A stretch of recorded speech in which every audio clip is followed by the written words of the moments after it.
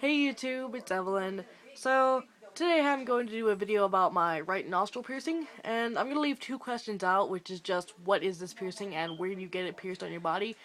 Because those kind of tie into the same question, which is where do you get it pierced at? Um, and I think you guys can figure out where it's pierced at, because it's a nostril piercing. I think you only have two nostrils on your body. I got mine pierced in my right nostril, but anyway. Why did I get this piercing? I got it because it's really cute. I love the jewelry for it that they have. I love just how cute the studs are. I just think everything about it is really cute. Let's see. How long is healing time? This is a nose piercing, and it's not really a surface piercing, it's just a facial piercing. Surface piercing would be like your belly button or your hips or your chest. But this one took me about not a month. I'd say a month and a half to 2 months. I'm pretty sure. And does this piercing look good on guys or girls? I think for guys it looks better with two of them, and with girls it looks just better with one or two. It doesn't matter. It's just my personal preferences though. So if you think you can rock it, then go get it. Sorry about that. That's the phone. Alright. So what gauge thickness is there for jewelry, and what jewelry is there? There are hoops, and then there are studs. Now, there are different kinds of hoops, and there are different kinds of studs. There are the hoops that act like a stud, where they have a bar that goes in your nose, and then a little L shape that's like that, but it's on a hoop. So it's like that, but, well, it goes in your nose like that. So, that's how that one is. There's just a hoop that you thread through the inside of your nose, and then there's just like a little ball at the end, and you pull it out, and the ball keeps your nose ring from coming out. Or there's the ones that you're kind of like a jump ring, where you have to open them, and then put them in, and then close them. There are also the captive bead rings. For studs, there are, I'll show you mine. Nah, there's like the hook ones, there are the L-shaped ones, and then there are the bone, and then there's a fishtail. Hook ones are the ones that I like, just because they are more comfortable to wear.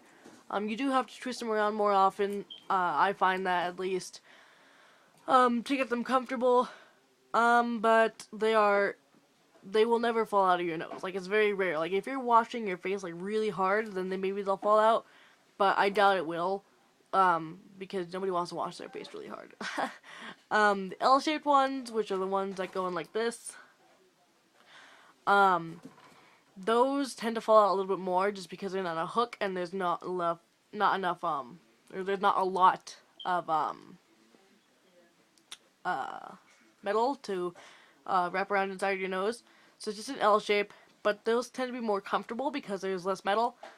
Then there's the fishtail, which is when you can bend the tail to as much, however much you need it to be bent at. And then there's the bone, which is the little ones, like the little studs with like two balls at the end, one for the outside and one for the inside. And you just slide that in, and then you're done. Let's see. Did it hurt, and how much did it hurt? This piercing actually hurt quite a bit for me. More than most of my other piercings, at least. But I'm not gonna exaggerate and say like it hurt like 10 out of 10 or 11 out of 10, you know. I'm not gonna do that.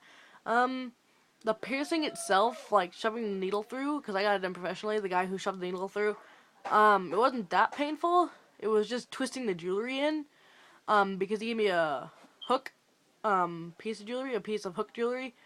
A jewelry that has the hook on it. That's the kind of stud he gave me.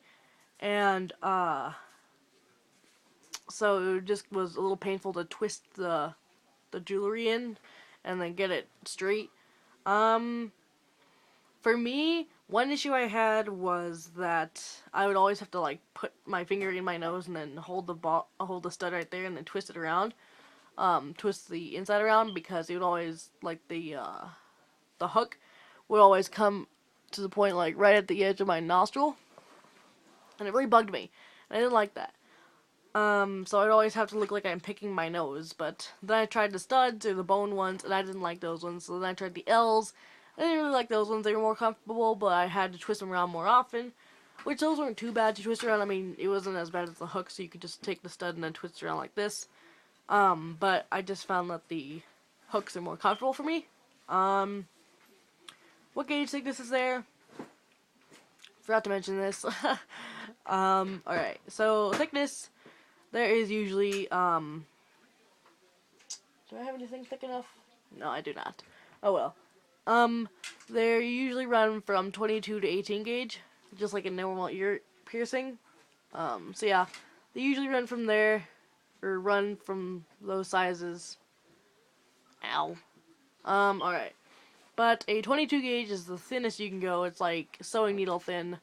And then the 20 gauge is 1 millimeter bigger than that. No, 2 millimeters bigger than that. And then the 18 gauge is 2 millimeters bigger than that. So,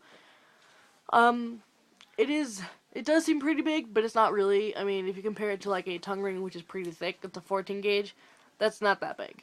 So yeah, that's basically all I have to say about my nose piercing, my nostril piercing. That's what it looks like again. I have the red bar in, or the red stud in.